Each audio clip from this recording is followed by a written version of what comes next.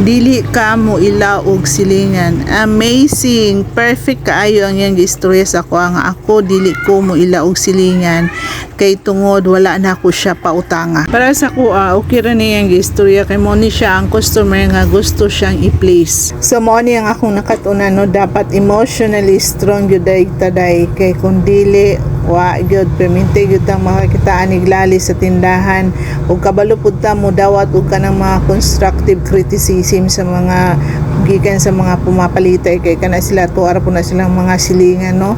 Lahi man ang akong basihan no sa paggilaog kanang mga silingan.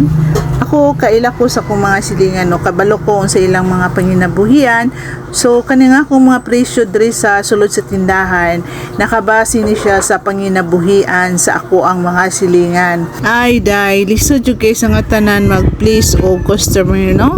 Pero ako paningkamutan ako nga ma-please na ako ang akong mga customer pinaagi sa kanang akong mga presyo diri sa tindahan o pag-provide sa ilang mga panginahanglanon. Og ginhaot unta nga mulambo ni nga akong tindahan no Lord para kuan maila siya sa silingan char ug sa ubang silingan nga lugar char.